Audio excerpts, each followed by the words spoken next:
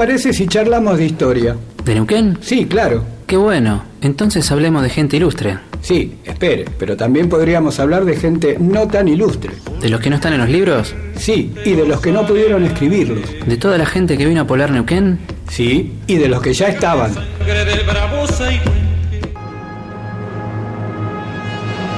Oiga, tenemos que volver al año 1916 y evitar la fuga de presos y la tragedia de Zainuco. Espere, pero entonces no podríamos hablar más de ese tema. Tiene razón. ¿Cuándo es el programa? Todos los jueves de 18 a 19 horas. Espere, nos olvidamos de decir el nombre del programa. Esa es otra historia. Por el 87.9, la radio pública de Potier. ¿Cómo le va? Cuénteme algo antes de empezar, porque a veces me queda la sensación, como quien arranca un programa, y no sé, a veces me gustaría saber qué es de su vida. Cuénteme de los últimos 10 años de su vida, minuto a minuto, Rodrigo. No, ¿cómo anda, amigo? Creo que bien. Tenía un amigo que era muy negativo y cada vez que decía, ¿cómo anda? Bien, ya se te va a pasar, me decía. Claro. Mal, pero empeorando. Pero aquí estamos. ¿Tiene idea hoy de lo que vamos a hablar o vamos a hablar así de algún tema al azar? No sé usted si lo preparó, yo sí. Por las dudas, porque veo que viene medio dormido. Yo narro y usted va preguntando como si no supiera. Ahí está. Ahí está. Esa es la clave de este programa y la clave digamos, de su éxito. A ver, yo creo que sería el relator y usted el comentarista. Una cosa así, en términos futboleros. Márquez. Claro. Usted podría ser Macaya Márquez, digo, por la voz. También. Gracias, no Rodrigo. Dije. Hoy arrancamos a pleno. Vamos a hablar de peronismo. Vamos a hablar de Emilio Belenguer, gobernador del territorio. Ya a esta altura, mire, hablar de peronismo no debería ser parte de ninguna polémica. Lo vemos como hecho histórico, no para dar ningún tipo de debate político. Siempre lo aclaro, porque vio cómo estamos últimamente. Sí, pero hemos hablado también en este programa de radicales, hemos hecho programas hablando del MPN, el partido provincial. De socialismo también. Del socialismo, hemos mencionado. De anarquismo. Comunismo. Todo dentro del ámbito de la provincia de Neuquén. Pero acá también se vincula lo nacional en el programa de hoy, ¿no? De alguna manera. En algún programa hemos dicho que no deberíamos hacer una separación entre historia nacional y regional. En algún punto todo se junta, en algún punto hay un hilo conductor y no, creo yo que no es justo dividirlo así tan drásticamente de esas dos maneras.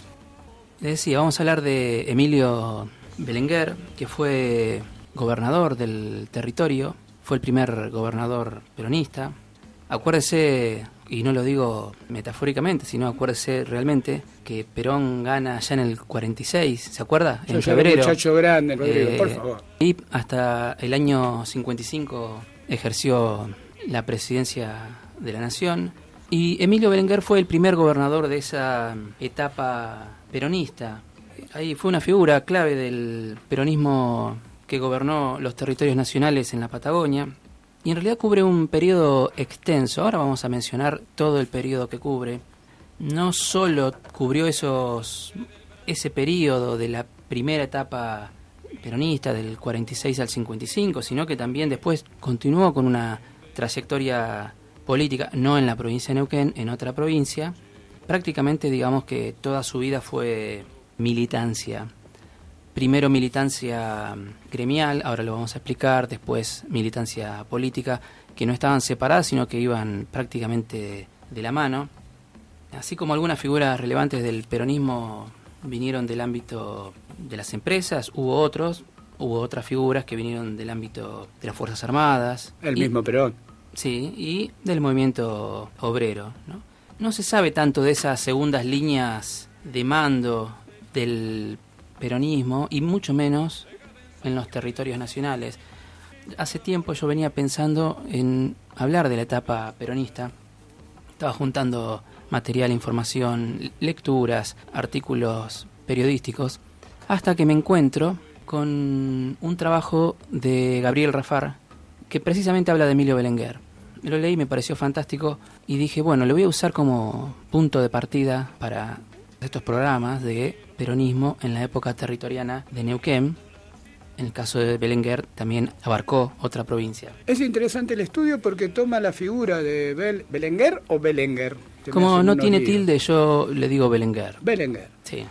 Lo toma justamente como una figura que pone justamente de manifiesto eso que usted decía, ¿no? De las segundas y terceras líneas a nivel nacional, pero actuando como primera línea en territorios jóvenes. Estamos hablando un poco de la prehistoria, si se quiere, neuquina en cuanto a su provincialización, como si la historia, podríamos decir así arbitrariamente, hay una historia antes, como una prehistoria antes, y una historia luego de que es provincia, pero también Mire, podríamos ir tengo mucho más atrás. conocidos antropólogos que se enojarían mucho con lo que usted está diciendo, porque se han encontrado restos de poblaciones de 12.000 años de antigüedad acá en el actual territorio de Neuquén, y No, usted me está pero- diciendo que en el año 40 y pico estamos hablando de la prehistoria.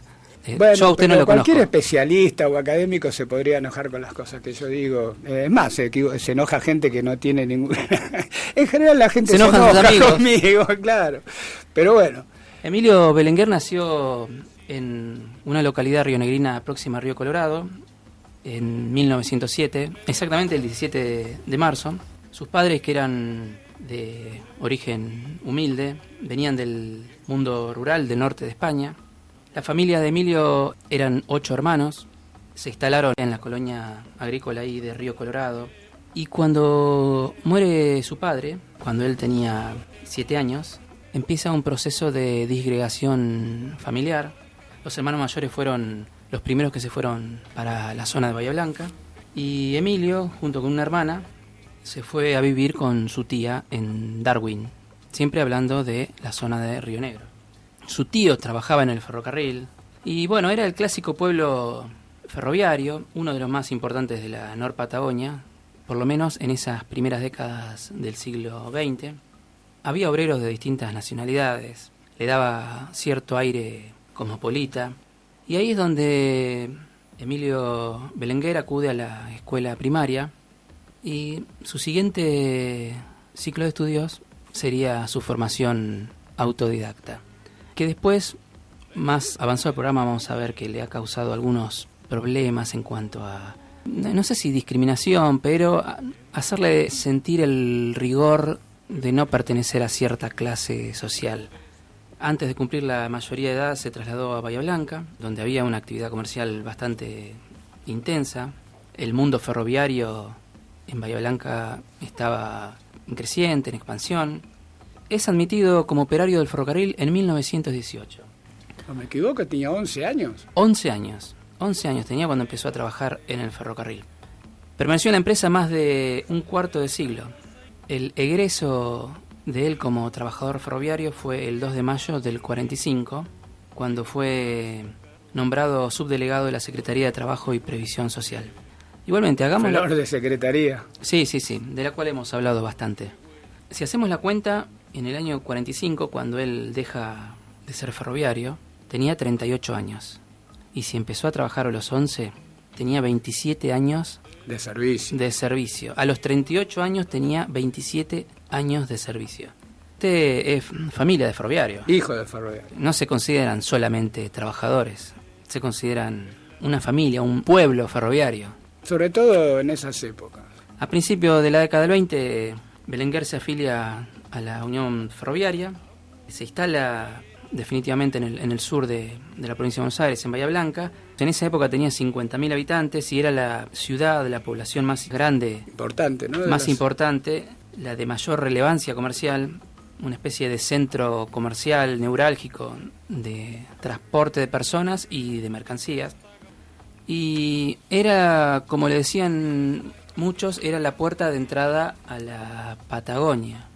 Hasta esa más o menos década del 40 y pico, seguía todavía la idea de hacer de Bahía Blanca, Río Negro y Neuquén una sola provincia. Había algunos proyectos, como por ejemplo el del ingeniero Domingo Pronsato, que impulsó desde Bahía Blanca justamente un proyecto de hacer del sur de la provincia de Buenos Aires, la zona que abarca Bahía Blanca, Río Negro y Neuquén, hacer una sola provincia, que no es algo loco ni descabellado, había muy poca población.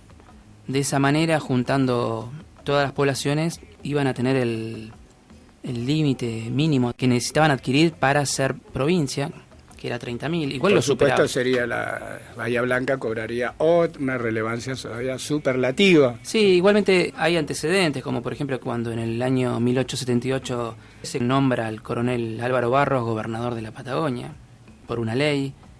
De la Patagonia. De la Patagonia. Incluía Río Negro, Neuquén y parte también del sur de la provincia de Buenos Aires. Un incipiente separatismo patagónico. No, digamos, era por cuestiones prácticas. Todavía no se tenía control efectivo, no había soberanía efectiva. La llamada campaña del desierto, acuérdese que por ley del año 1878 recién el Congreso la aprueba. Pero igual, ya se venía proyectando cómo iba a ser la cosa en los años futuros. La Revolución del 43 acaba con el gobierno, con la década infame, cuando derroca al presidente Castillo, y poco tiempo después se crea la Secretaría de Trabajo y Previsión Social, que anteriormente era el Departamento Nacional de Trabajo, y ahí aparece la figura de lo que siempre mencionamos como un joven coronel. Estamos hablando de Juan Domingo Perón.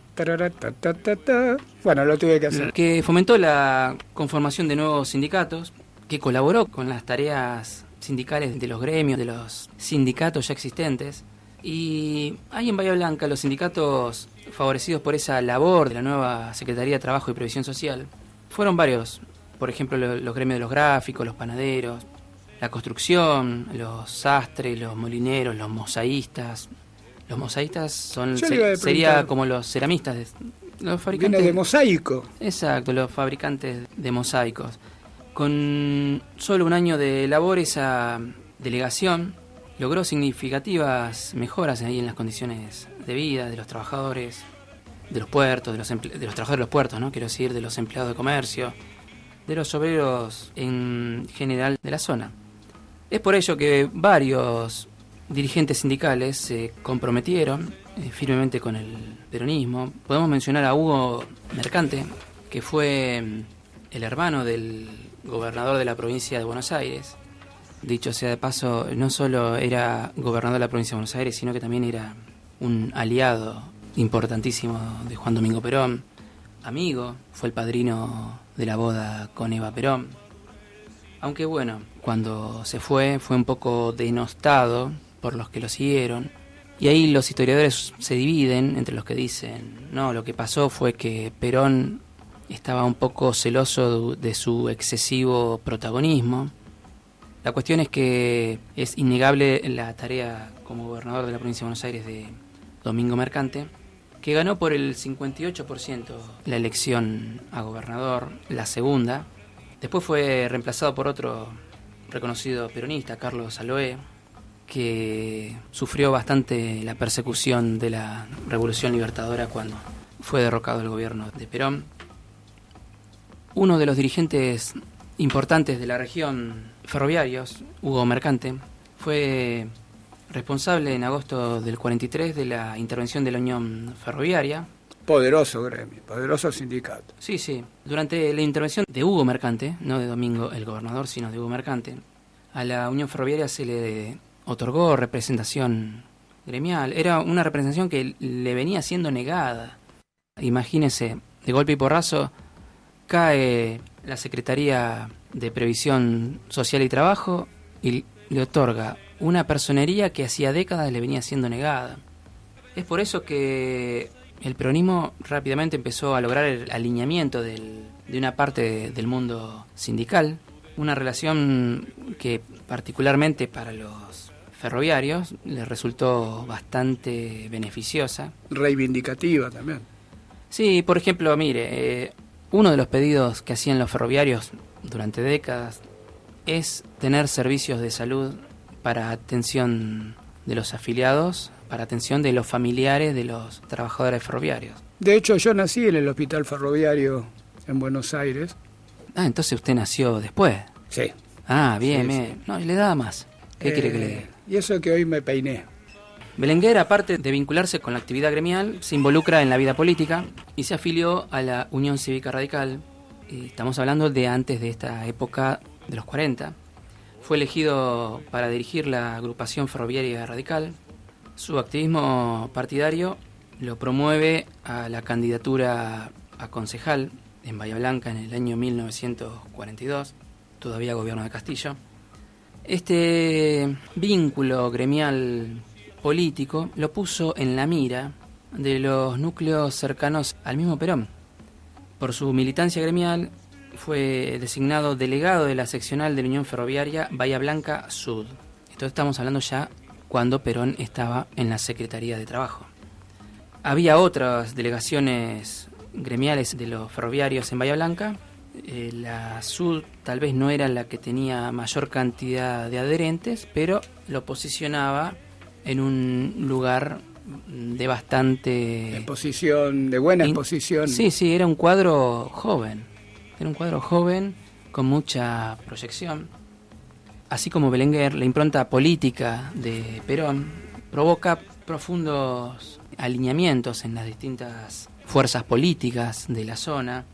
Una parte del radicalismo donde milita Belenguer comienza a definirse favorablemente por las políticas de quien ocupa un lugar estratégico en el, vamos a llamarle, régimen militar.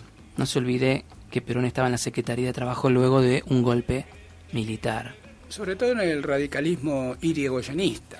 Hay una conexión entre el radicalismo irigoyenista y el peronismo. Si buscamos los orígenes, Scalabrini Ortiz, Forja, había una especie de revisionismo dentro del radicalismo del lugar que le correspondía a la Unión Cívica Radical o que le correspondió durante la década infame.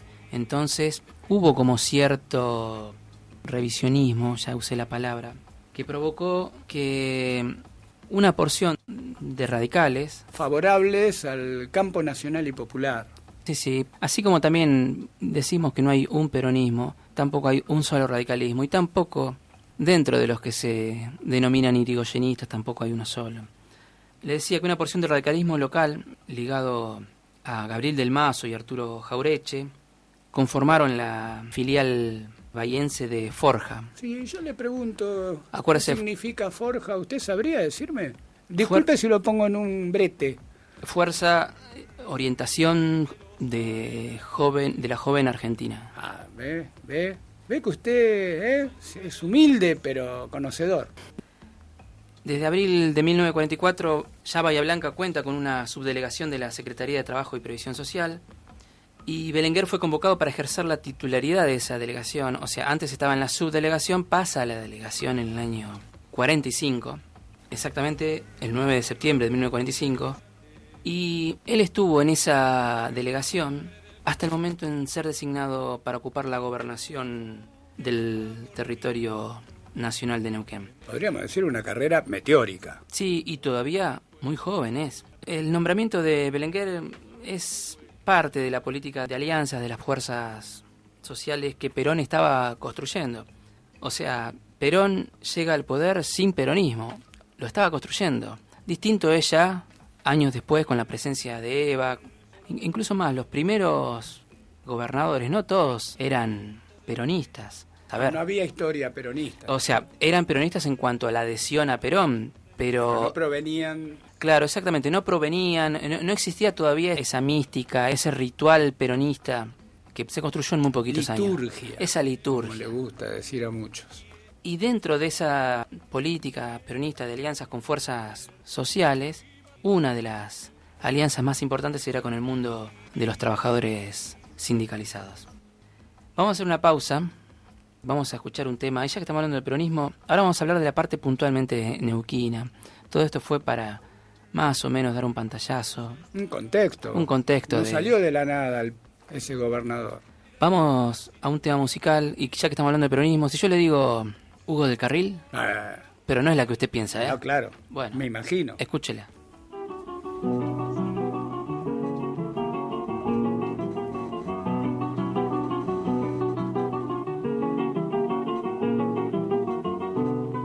Con aire de pagador entró a su casa, señora.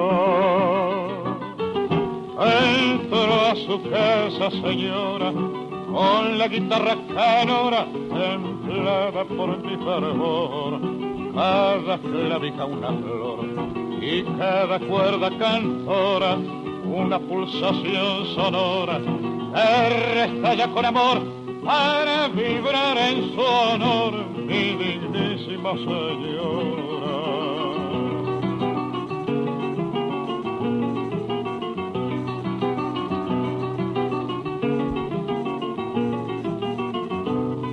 No se acostumbra actualmente este estilo de canción. Este estilo de canción se fue con la tradición del payador elocuente, pero siento de repente en esta noble ocasión debo hacer una excepción para cantar gentilmente mis décimas oferentes que dedico al vapero.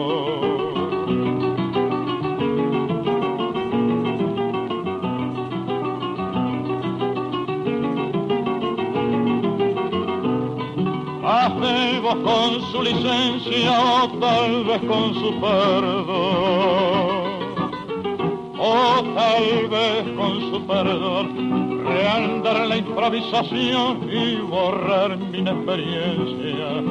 Cegado por la impaciencia, cometí la incorrección de hacer la salutación, olvidando mi imprudencia de festejar en la ausencia al general Juan Perón.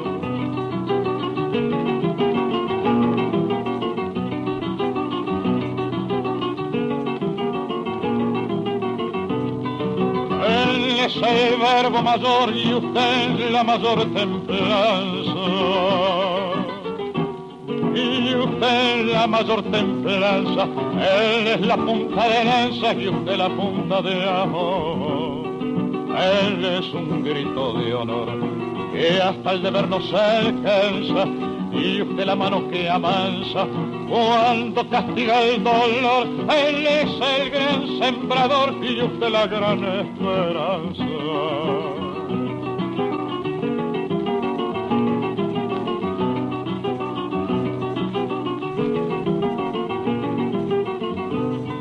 Él es el gran constructor de la patria liberada,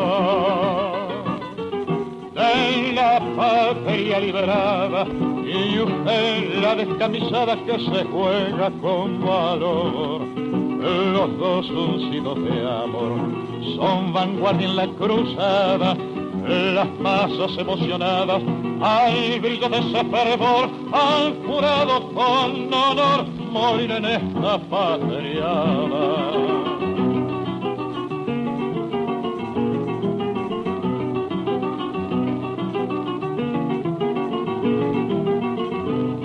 En estilo payador cante en su casa, señora. Cante en su casa, señora, con la guitarra sonora templada para su honor. Perdóneme si al favor de su mano acogedora mi pobre musa cantora no supo cantar mejor al restallar con amor en esta casa, señora. Todos los jueves